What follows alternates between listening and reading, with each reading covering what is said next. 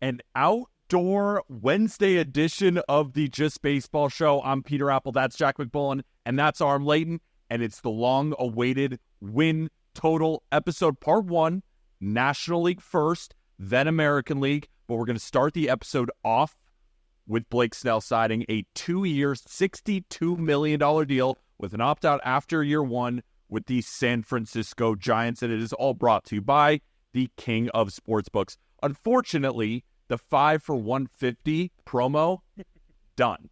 You didn't take advantage, did you? Well, don't. You might take advantage of this one. If you use code JustBaseball, they'll match your deposit up to $1,500 to get you ready for the MLB season. You can find the link to that in the episode description.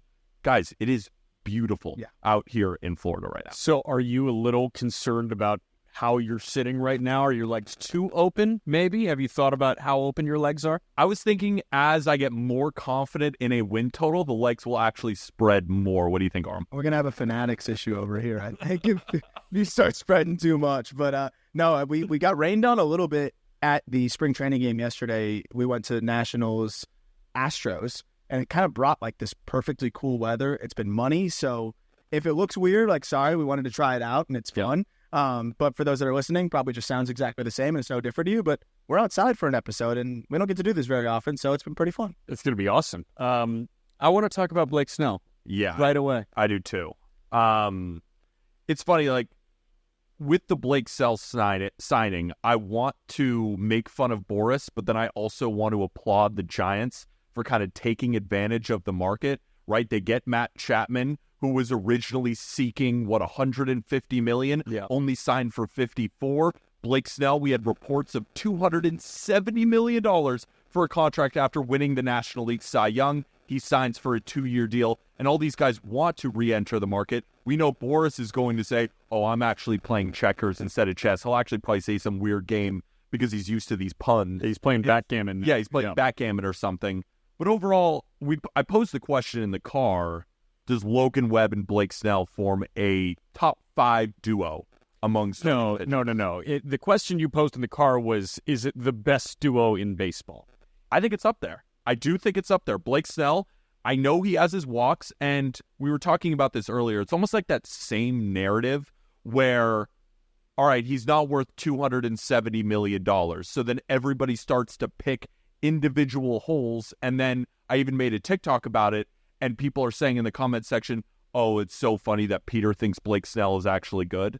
No, we just didn't think he deserved $270 million, Correct. Not the 2-year deal with an opt-out. And the Yankees were reported to originally give him that 6-year, $150 million deal, which he then turned down.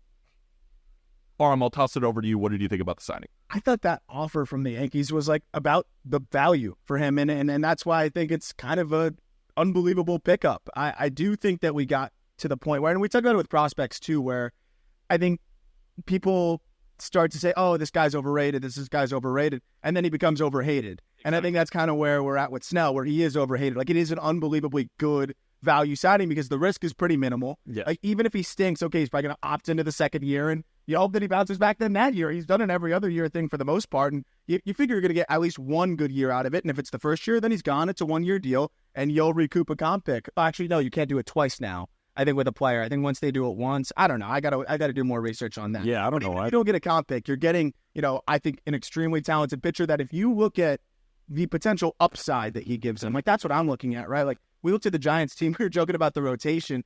Like there's a lot of guys in there that you got to really stretch your imagination to say, oh, that guy could slot into the 3 spot or whatever. Logan Webb's one of the best in the game. You always like to remind everybody that, and very rightfully so. I continue to yell.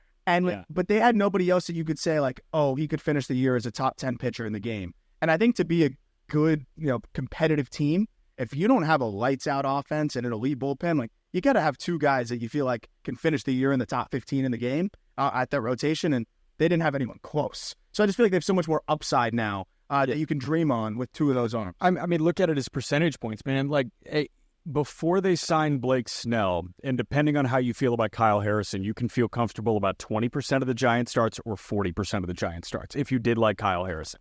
And now that number 20/40% jumps from 40/60%. that is night and day difference. So you say, 3 days out of 5. That doesn't hit me as hard personally as like, I feel good about my chance to win 60% of the time. Yeah. If a team wins 60% of the time, they are in the postseason. Good note from Sarah Langs. They're always good notes from Sarah Langs. I feel like I don't need to say good. Just like note from Sarah Langs. You know it's good. Blake Snell and Logan Webb, they will be the 7th team, the Giants, in Major League history with 2 pitchers who finished top 2 in Cy Young voting in either league. It's the 7th time that's happened in Major League history. Last 2 were... I mean, what are we talking about? Come on. Yes, top 5. Yes, absolutely top 5. But they joined 2003 and 2002 Randy Johnson and Kurt Schilling, Maddox and Glavine in 93 in Atlanta, Brett Saberhagen and Mark Davis in 1990 with the Royals, Mike Marshall, Andy Messersmith with the 1975 Dodgers. No. Mike Marshall's actually an interesting one. I think he threw 200 innings out of the bullpen. He made 100 appearances, Mike Marshall. And then Don Newcomb and Sal Maglie in 1957 with the Brooklyn Dodgers. We were joking in the car that Ryan Walker might meet that guy if we're talking about appearances with Jordan Hicks and Kyle Harrison. So, like, you hope they could go 5, but Ryan Walker, and then, of course, Keaton Wynn as well, but these are a lot of, like, 4-inning, 5-inning guys. Yeah, Snell, too. I mean, Ryan Walker could achieve that. So, get your Ryan Walker Cy Young ticket in right now, right? Exactly. I like that we started with the good and the Giants and the Snell fit with San Francisco, and I love what they did this offseason. I mean, in an offseason where teams have been notably idle, and you've got a couple of teams, the Yankees commit fewer than $50 million to free agents at this point. Like, there are 8 or 9 teams that have commit $15 million or fewer to free agents, and the Giants have ponied up and paid Jung-Hoo Lee, they paid Matt Chapman, they paid Jorge Soler, they traded for Robbie Ray, which I kind of consider a free agent signing in its own right, and then they go and get Blake Snell, too. So Farhan has been active. Is he going to be good active? I have no idea, but I applaud not hibernating. That's a good thing. The bad thing is Scott Boras is hibernating, and he should probably just go out to pasture at this point. Like, it's not great what's going on here, and I think it was Danny Vietti that took all, like, the reported estimates of contract from MLB trade rumors and then what they actually got, the Boras clients at this point, and they're like $200 million in the red right now in terms of predicted to what actually happened. And I think that's almost more impactful than like reported asking price, because we hear reported asking prices all the time, and sometimes I think it's may not even be accurate, or sometimes it might be a little bit embellished, and also like it's one thing to ask for a big number, but when MLB Trade Rumors does an unbelievable job of predicting these contracts, when the people who are some of the best at predicting contracts are off by $200 million, you probably got to look. No, it's way worse than $200 million. Cody Bellinger predicted 264, he got 80. Snell predicted 200, he got 62. Chapman predicted 150, he got 54. So the total predicted was 614, and they combined for 206. $400 million shy. And not to even mention Jordan Montgomery and JD Martinez still have yet to sign. And we were talking about in the car, I said to myself, I feel like now that Blake Snell set the market, because I think Boras wanted Snell to sign before Monty. If he's getting a 2-year deal, which really is a year and then an opt-out, why then is Jordan Montgomery now going to get a 4 or 5-year deal? I feel like it's going to be the same thing, and they're just going to re-enter the market next year, because I feel like Scott Boras showed his hand. He has a 7 and a 2 in poker, and he's going to lose. I feel like teams might be more willing to go long-term with Montgomery, like just because he's less volatile, but wouldn't we go Blake Snell 4-year deal? And, you know, but like Snell's volatile, right? Snell's volatile. I think Bellinger embodies volatility. Yeah, but he's volatile. I know.